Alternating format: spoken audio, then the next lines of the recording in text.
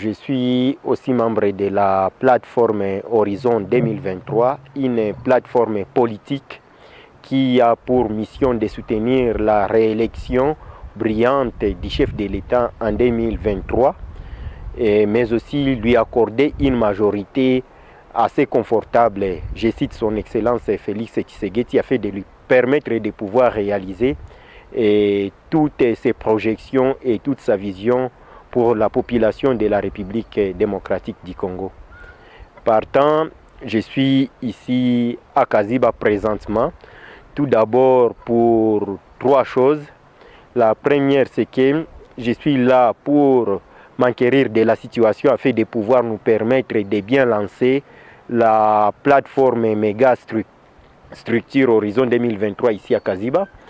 Je suis aussi ici pour la deuxième chose, qui est celle de pouvoir nous permettre aussi de voir comment est-ce que nous pouvons suivre l'effectivité du programme de développement des 145 territoires lancé par les chefs de l'État et qui est en train de mettre la population au centre de l'action politique. Et c'est la première fois que nous voyons une telle chose en République démocratique du Congo depuis 1960, alloué à tous les territoires de la République démocratique du Congo, chacun 10 millions de dollars. Si cela continue à être fait comme cela, nous croyons que les populations paysannes peuvent beaucoup espérer. Mais nous avons aussi constaté que la chefferie de Kaziba a été lésée dans la répartition.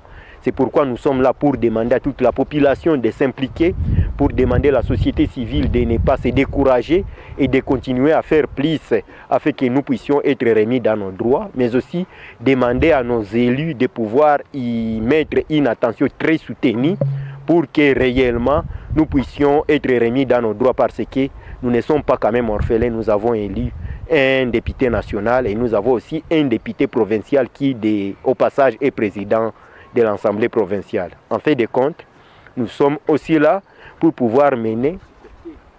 Oui, nous avons un autre qui est coopté.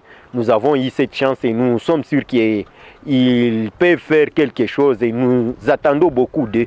Notre regard est beaucoup plus orienté vers leur action. En fait de compte, nous sommes là aussi pour la population en ce qui concerne la coopérative Les Greniers. C'est une coopérative qui est venue de bonne voie et de bonne foi, et toute la population y a crié et beaucoup y ont investi leurs moyens et actuellement ils sont en train de pleurnicher.